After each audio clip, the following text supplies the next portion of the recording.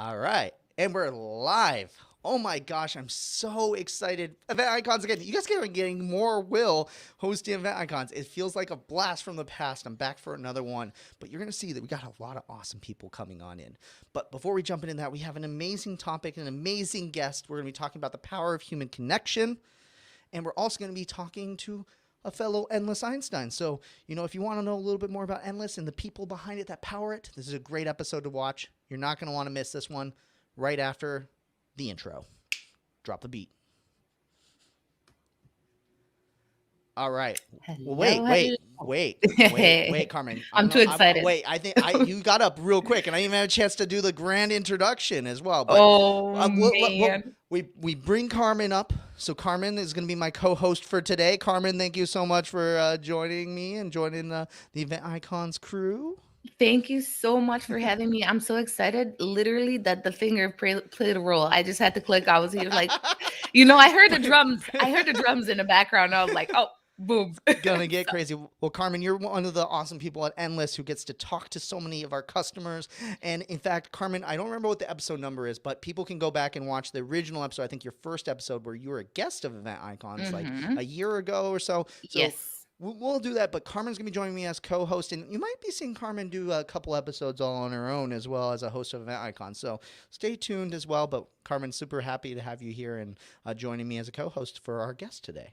Thank you so much. I'm so excited. And I'm actually super excited for our guest because, as my first co hosting episode, I wouldn't want to have anybody else but this guest. So that's Ooh. also very important. And to put a little bit more pressure on the guest is that we got to make this memorable because I want to remember this episode as my first memorable, All right. No, awesome episode. no pressure to our guest today. Well, At all. speaking of our guests, we want to bring them up because this show is all about the guests rather than us. So, All right. our guest for today is the Chief of Equation Equilibrium at Endless Events, Mr. Ellis Davis. So happy to have you here, Ellis. Let's bring him on up. Woohoo! Woo! Ooh, there it goes. What an intro, Carmen. I am so honored. Wow. I love it. I love it. Well, we're going to be talking about human connection today. But before we dive into the topic of power of human connection as it relates to the events industry, Carmen, let's kick them off with our first default question. We ask all of our guests, since it's your first time here, Ellis, tell us what. I know you got a great story about this too. What got you into the events industry and what got you to where you are today working at Endless Events? Yeah, okay.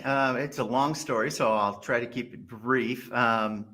Theater, and a little bit of Hollywood is what led me to the events industry. I was a nightclub DJ for a million years. I was on stage for equally as long. And eventually, 1997, I think it was, it came time for me to reconsider what I was doing. And hotel audiovisual seemed like a logical choice given my experience in theater with lighting, sound, and such. And I began with a very well-known hotel chain in 1997. I haven't looked back since. What brought me to Endless is just my utter good fortune.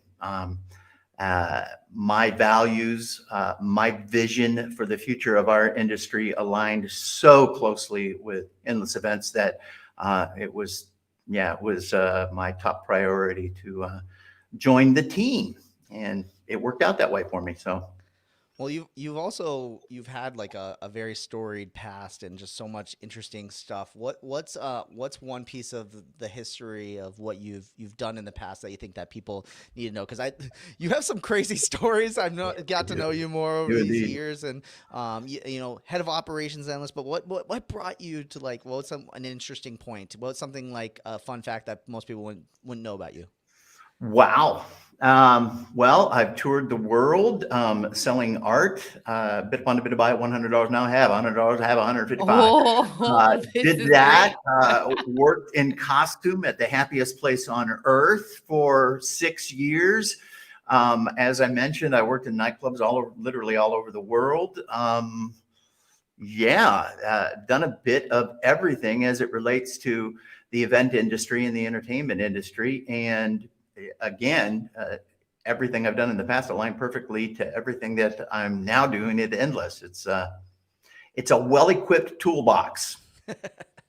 I love it. I love it. All right, Carmen, I'm gonna kick it over to you. You get now to Sure. to take over as co-host for today's episode and ask a I deep, hard question that Ellis will never be able to answer. Please I, bring it. I, I almost want to ask a question that's gonna make him sweat, but he's so natural that like whatever you ask him, he's just gonna be fine with it. So I'm just gonna skip the little trick that I was gonna play on Ellis. So I love Ellis, little tricks. That makes little that tricks. that Okay. keeps the All right. brain Here's a wondering. trick. That I think it's gonna work for our viewers. How about you explain to us where you at right now? Like, I think we need a little explanation behind the ballroom type feel that you have behind. I think they're gonna find a kick as to so what it is. so to add to Will's story past comment, in Yeah. addition to everything I've done in theater and on screen and in hotels and on cruise ships, I'm also a certified yoga instructor. So That's this what I is was my wishing for. this is my office / yoga studio in beautiful Sweden. This is what did I say? This spiced it up a little bit, and I love it. So now that we got that out of the way, We're going to practice Ellis, yoga. you I Oh, actually wait. did some. I actually did some before this because I had to calm my nerves. So we're good. We're good now. But Ellis, I actually wanted to touch upon. You and I chatted a little bit before the actual show, and we were touching upon a subject. What are we going to really discuss today? And I think this topic is really, really important, considering the fact that industry changed within past 2 years dramatically, and we're desperately as event professionals always trying to keep that human connection alive, and the power behind it is truly something that changes every single event. That's what events are for. People want to connect. So how about we touch upon a little bit from your own experience, because I'm now thinking, this is what came to my mind before the show. I'm like, well, these new event profs that come from college, are they ever going to really experience the industry that we experienced? They're never going to really know how it was when things were fully live, and that power of connection with people when you're in a room full. I mean, I'm not going to say just yet, because we obviously events are getting back, but things are a little different, with the COVID restrictions and everything. So Ellis, over the course of the years in your industry, in your career, um, what are some of the things that you noticed when it comes to human connection during the events, and how that kind of changed since the beginning of times? I'm going to say that because you are in the industry I've for a been around long since time. the beginning of time. Yes. There we go. And in the different various Zing. like types of, so I'm curious if, how did the things change? And I know that Will can probably pop in with his experiences as well. I think I'm like a rookie for you guys. So this is going to be a really good question for me to listen in on. Ellis got way more history on me for sure. So like I'm more of like I'm still in, I think, a little bit of the new school thing. So Ellis, I'm then Ellis could definitely school us on the changes. I'm like a in human newborn. connection. I'm a newborn here in this conversation. So You, Ellis, you know, give us. yeah. Realistically, and this goes back to what led me to my current position. It really does. There's a really good reason why I chose entertainment, why I chose being on stage, and it's because, well, it's the same reason I teach yoga. I really wanted to genuinely give back to people in any way, shape, or form. Allow them an opportunity to escape the daily stresses of their lives by sitting in a theater and experiencing that human togetherness, that social animals that we are all need, right? And then I discovered that within the event industry, the exact same need is satisfied. So it made my transition from theater into the events industry very, very simple, because it really is the exact same need. And that need is delivering the benefits of human connection. And that's never going to change. The one thing we've noticed over the last few years, more than anything, with the rise in violent crime, with the road rage going out of control, with people behaving poorly on airlines, this is all a direct result of the fact that we've been cooped up and we've been forbidden from experiencing that human connection. So it's part of who we are at a genetic level. deep down in our lizard brains. It's part of who we are, and it forever will be. How the events industry has changed since I began is absolutely dramatic. We began with 35 millimeter projectors and overhead projectors with cute little panels that sat on top of them that were bright enough to shine through the panels. It was called an LCD panel. And then LCD projectors came along with 3-gun projectors. LCD projectors started at like 600 ANSI lumens. Now 60,000 ANSI lumens is available in the industry. It's just gone so crazy and so fast. And now we're looking at the whole metaverse thing, the opportunity for us to meet as close to in person without actually being in person that we've ever experienced. I mean, for crying out loud, here in Stockholm, over in Sweden, ABBA is performing live for the first time in several decades, using what they call avatars. And it's so incredibly realistic. So that's where we're headed. There's been remarkable, crazy change in the industry over the last several years. That's where we're headed, but we're never, ever going to be able to shake our need for human connection, which is the thing that drives me and keeps me most happy. Yeah. Do you think that's gotten better or worse as more technology has been included? I think it's gone both ways. You know, it's definitely gotten more convenient. It's gotten to a point where it's absolutely hyper real. We've got displays now that display resolutions that your human eye can't even see. You know, you can't see 8K. You can't, but it's available to you. So we've gone way above and beyond in terms of technology. Another example is if I'm on a live event, the technicians that I have working the event are carrying probably in the neighborhood of a dozen adapters in their pocket. Once upon a time, you needed one. So it's gotten better in terms of technology, in terms of convenience, in terms of probably even pricing. But it's gotten a little bit more busy as well, right?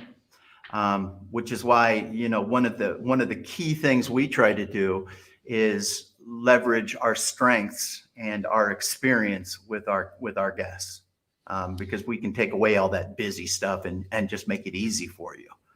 Yeah. And you know what else? Now that you're talking, I'm kind of you know, I'm thinking behind the power of connection, really, and how event planners really have such a difficult role that they have to satisfy. And I totally understand when they come to us, you know, just nervous. And because we're talking now something completely different than we've had experience for the decades before this.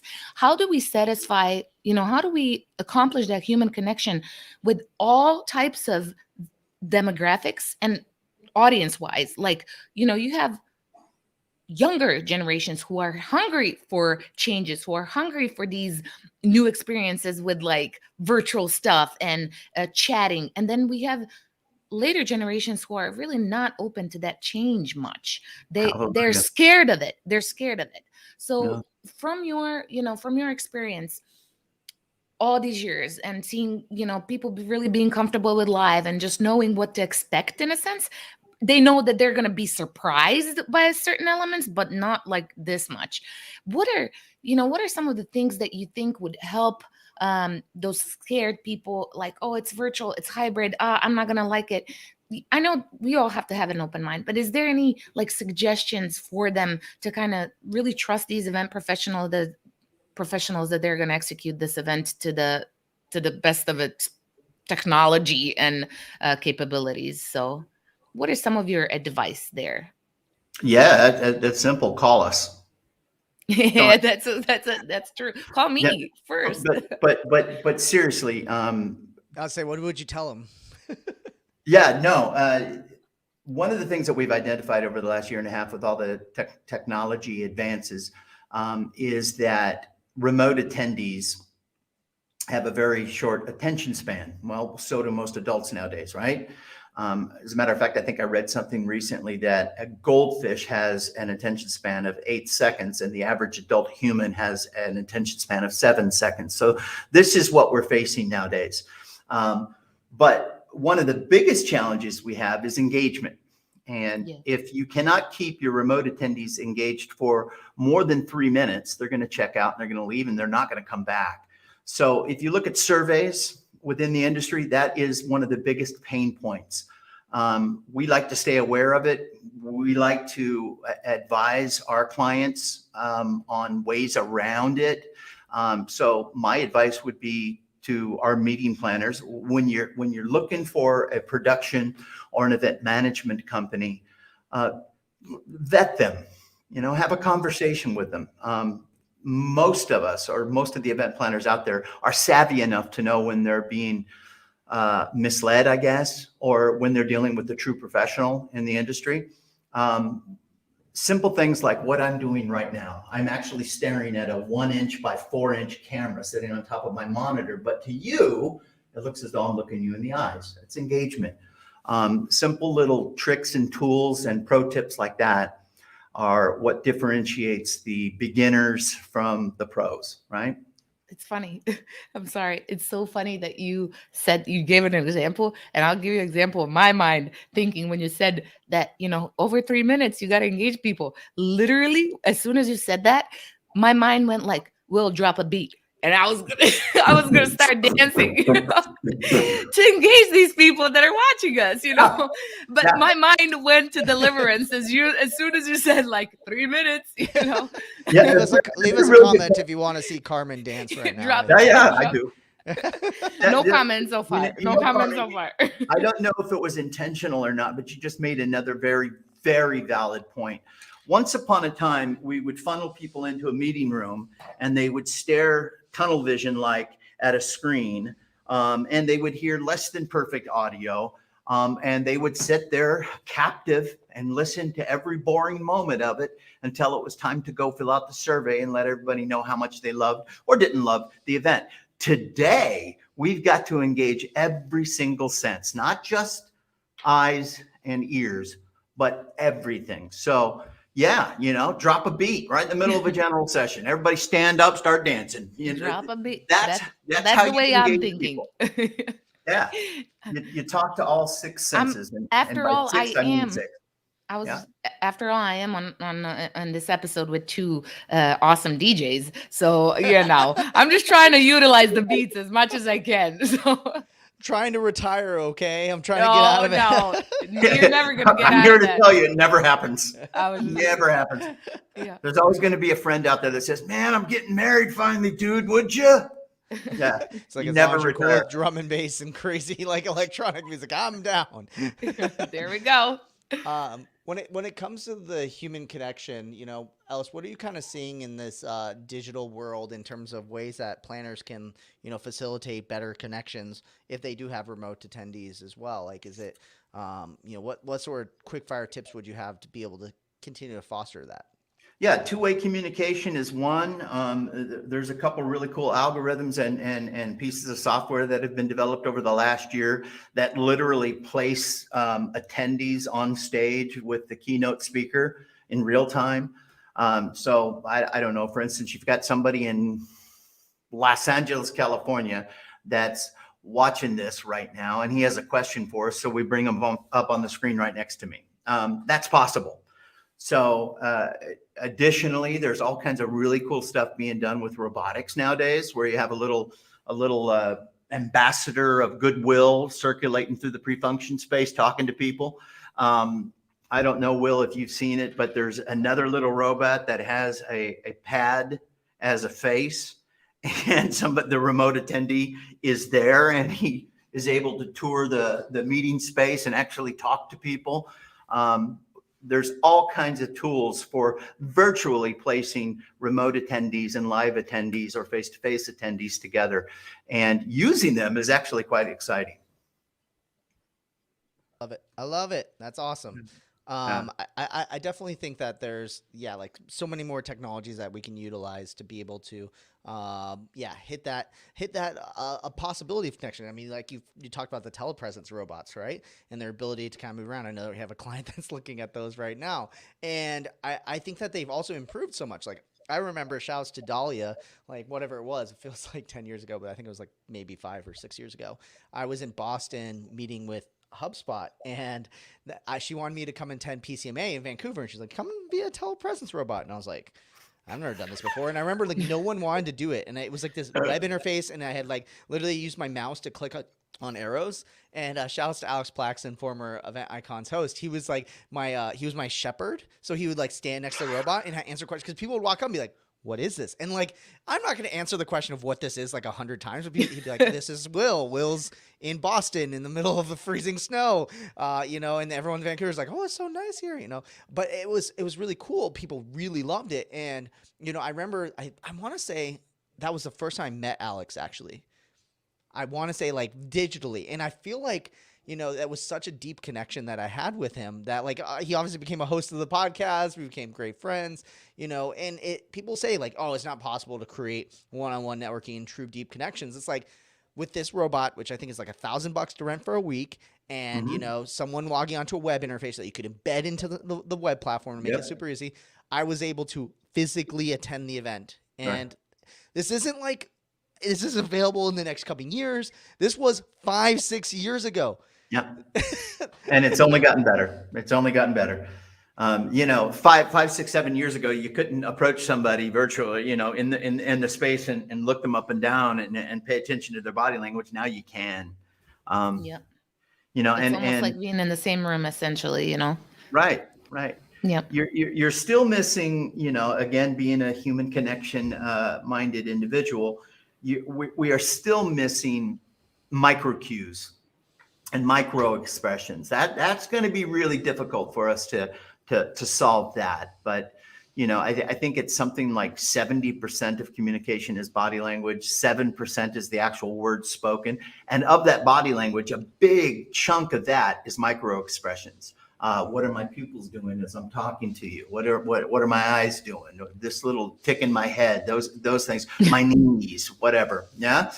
So we still haven't quite gotten to the point where we've conquered that, but we're really, really close. I made a joke of it, avatars, but look it up. It's pretty amazing what they've done. They've actually built an arena in Stockholm, and ABBA is performing. That's amazing. It is truly amazing. Yeah. And what they did was they collected a patchwork of historical archive videos, and they created these avatars from that with, of course, the actual band members. But yeah, it's pretty amazing. Good stuff. Real quick before we continue on, Carmen, do you want to address some of the comments that we're kind of getting in while Carmen's bringing those up? Reminder, this is a live show. We're recording this live, so ask us questions in the comments right now. Give us a like, give us a heart, whatever you want to do across Facebook, LinkedIn, YouTube, whatever platform that you're on. But leave us a comment right now, too, with what your questions are, and we'll ask them straight to this man right here. I just have one comment that just stood out to me right now, because it definitely brought to light my idea of engagement within this episode. We had Craig saying that it makes him feel like dancing, and he's gonna dance right now. Like as soon as we, so we did engage his brain cells, and it's so, isn't this funny? Like I'm laughing a little bit about the comment, but it's so funny. As soon as you drop a little bit of like spell on a person, even giving them the mind goes to like, like, yeah, it right away it gives you a little bit of an idea of what things would look like and whatnot. I think there's so many elements that can be used to engage a person. It doesn't have to be just the content and the visual. There's like the feel of actual conference is so important. And as a matter of fact, forgive me for kind of cutting off the comment thing, but I can't refuse to bring this up. I'm talking to event planners a lot, so I know that a lot of their concern is like really keeping attendees engaged. But the problem here is that they're now having less and less time. So before, when we were live, they had all day to execute the program. Now they're like, how do we split up this program to make the connection powerful, but still keep them in. And I think this, on our standpoint, as a production company, is a challenge too, because they give us all ins and outs of what they want to see, and we want to make sure that we're giving them best practices, we're giving them best technology tools, and making the execution flawless. So for you, Ellis, my question is, what do you think would be the proper way of, or what should event planners think about when they're thinking of a human connection while trying to come up with an agenda? Is there a certain, advice that you would give them as to how, probably start from you first. How would you like to be engaged, in a sense, but then go beyond, look at the demographics of your event and stuff like that. Yeah. Anything that you've seen Yeah, in your, absolutely. that you Absolutely. can kind of, This has been with me since 97, and it still is. And I think it's forever a part of our industry. It uses technology a lot more than it did 10 years ago, but that is making everything theatrical. You don't have a general session, you have business theater, turning everything into a little bit of show business, or sensationalizing. As I mentioned, I worked at Disneyland for 6 years when I was younger, and there's no one better at sensationalizing, at taking something that could be viewed as mundane and turning it into something amazing. Nowadays, because of our attention span being what it is, engaging your audience and challenging your audience and involving your audience in every conceivable way at regular intervals, perhaps every 15, 20 minutes, everybody stand up, wave your hands around him, whatever it needs to be, is the advice that I give people. Turn it into an interactive event and an interactive experience. Again, as I mentioned earlier, engage all the senses and have fun. Yep. You remember when it's fun. Absolutely. Right? Yeah. Yep. I agree. And then the more you can have people, the more it can be about attendees. I know that we're focusing on the content and we're focusing on execution of the content, because a lot of the times when it's educational, especially if the attendees are paying for it, you want to make their money's worth. But at the same time, it's like you want to value them too. You want to bring them up because it does make them feel important, and it's not just about making them feel important. They are important, so we owe them in a sense, So and that's how I'm looking at events. I'm always, like you said, Ellis, at the beginning, you said, I want to give back. And that's my, continuous gratitude, and really selfless service behind the event industry is like a must. There's no one better. There's no one better than you. There are you. Oh my gosh. I was going to We'll say something. We'll say, No, I it's can't true. take All All compliments. right, I'm gonna leave this podcast. See you guys later. It's true. We'll say Asking the right questions and really genuinely getting at the heart of your potential client or your client's need, 100%. and then building out around that. You are genuinely rock on, steady, bullseye, nailing it, accurate with that, Carmen. And obviously it's because you too want to give back. So Totally. it's a very important element. You really need to listen. You really need to seriously understand what the need is. And then once you have that information, you can build a solution, which in today's world has oodles and oodles of options available. It's a pretty cool place to be. I would rather be in the industry today than 22 years ago. It's much more exciting. Yep. And I have to bring this comment up. It is so awesome. And Craig says that he usually I mean, this is so funny, but we have his full attention, and I'm so excited because there's so many components. We can go off on a tangent about an actual topic, but I think it's so important to spice things up a little bit and really keep it alive in a sense. You can go off and you can. What's a gnat, Carmen? I'm I'm kidding. Let me show you. Let me try to. I think it's amazing that Craig spelled gnat correctly. That's awesome. I know. He didn't know this comment is going to be put on blast. Broadcasted everywhere. Right. By the way, Yeah. keep the questions coming, everybody. Don't hesitate to keep Please. comments coming on, and Please. we're Yeah. happy to answer them as well. So, Oh my gosh. it looks like you got a fan in the audience right Oh, now. can I slam the fan, please? Oh, Caitlin, it is so nice to see you. Thank you so much for joining. It means a lot to us, and specifically me, to be honest with you, because we all know. So I'm not gonna go into history, but I'm so excited to have you here. Please keep listening and ask us any questions if you have any questions, obviously. But to keep this going, Carmen, Will. you're too modest. I, You are I, the queen. I got a Acknowledge good. that. I got a deep question for Ellis. Mm, When it deep. comes to human connection, what do you think is the biggest pain or problem that you think that event professionals need to solve if they're going to truly create human connection that you see, like maybe in the future of where we're going? If we're going to solve the fundamental need for human connection in a hybrid or remote environment, I don't yet have an intelligent, quick answer for that. Technology has made it so it's much more realistic. But again, palm to palm, flesh to flesh, there's no beating an actual handshake or an actual hug. If we are talking about hybrid events and human connection in a live face-to-face environment, then I think it comes back to the attention span thing. It really does. We need to give a lot more attention to attention. We need to give a lot more focus to opportunity for people to actually engage one another. For instance, a pharma event for 3,500 people 10, 15 years ago might be 120 breakouts and a monster general session and a closing gala. In today's world, it's going to be an abbreviated general session followed by 10 to 15 pods that are all themed out where people that haven't seen each other in a few years can go gather and talk story and have fun and exchange information. Then it's going to be over to breakouts, then back to another abbreviated general session, and then another team building exercise.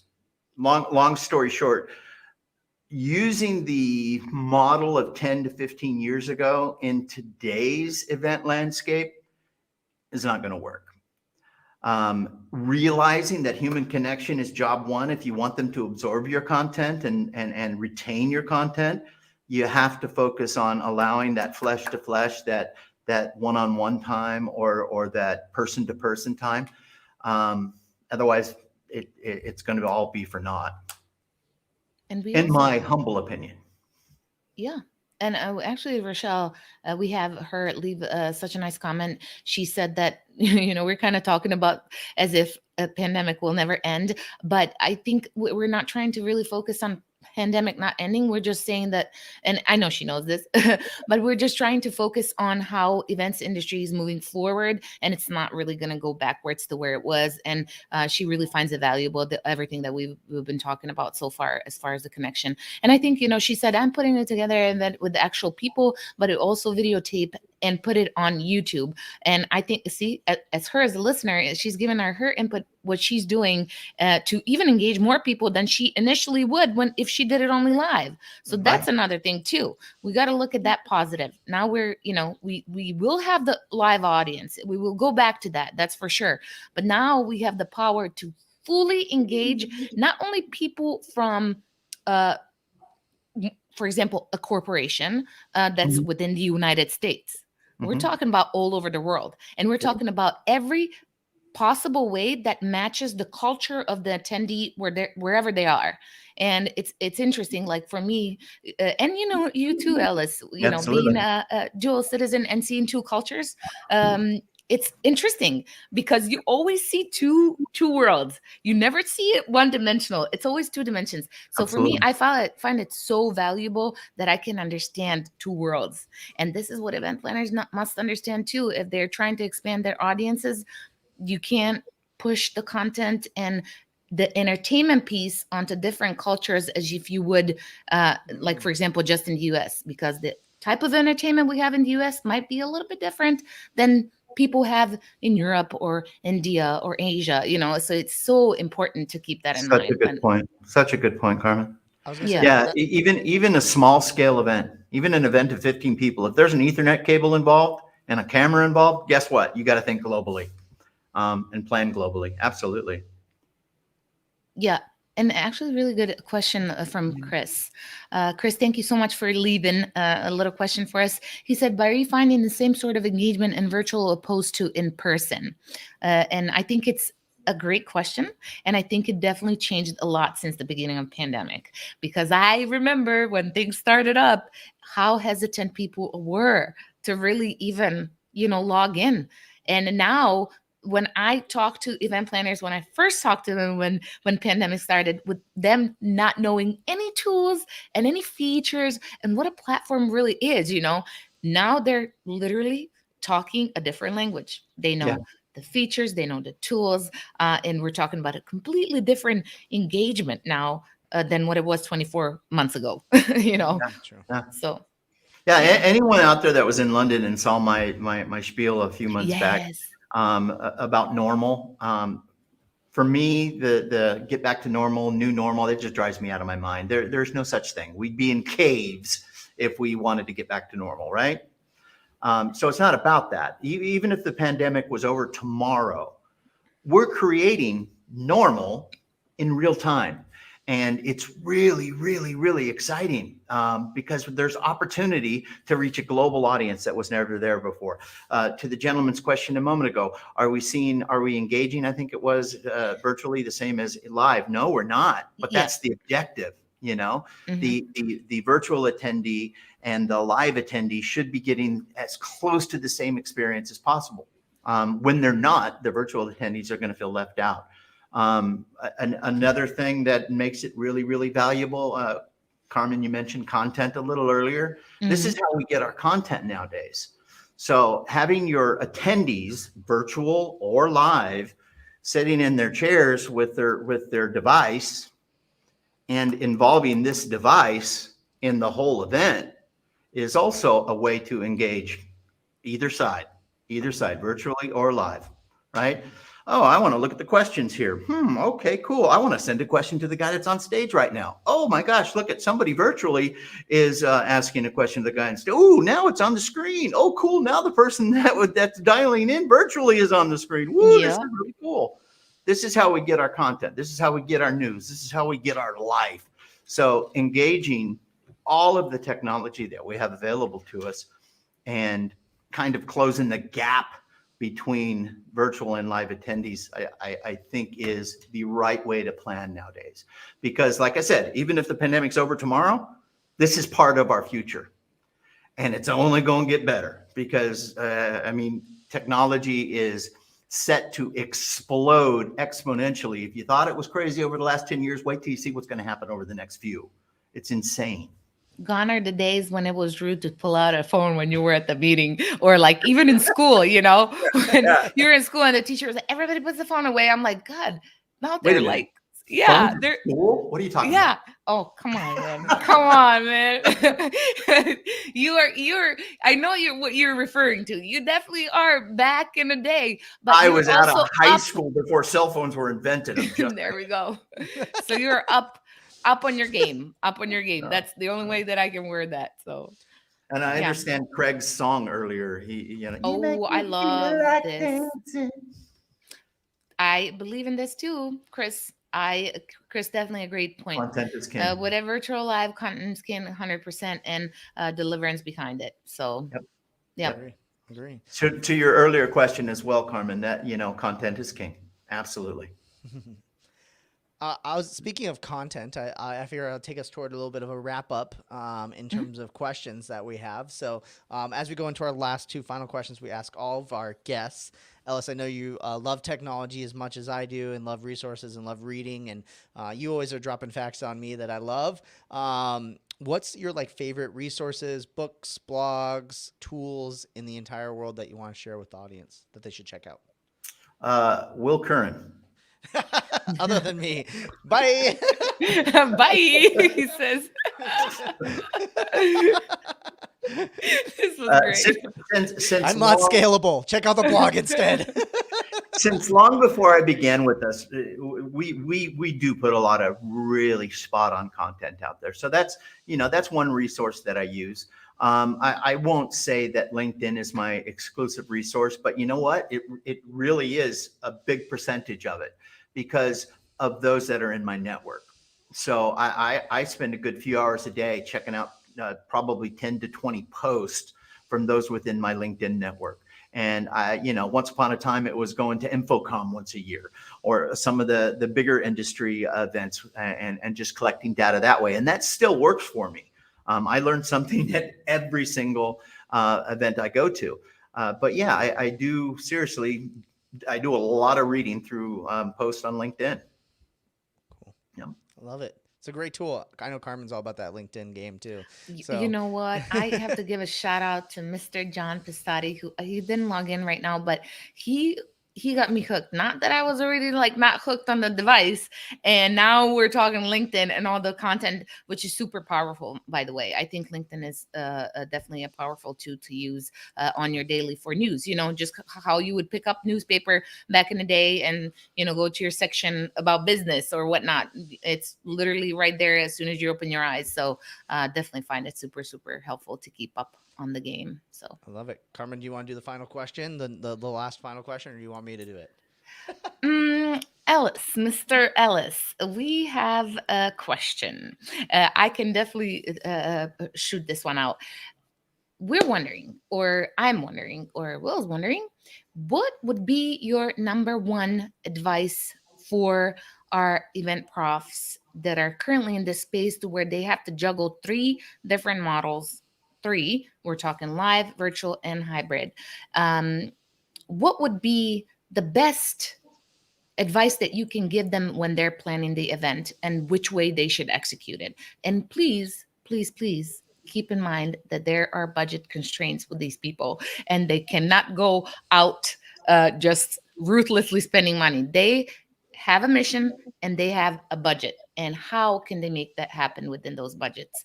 If you have any advice, please share with us. Yeah. If you have a budget, that's a huge win because a lot of people don't, especially, with the transition and the change that's happened over the last few years. It's really hard to set a budget.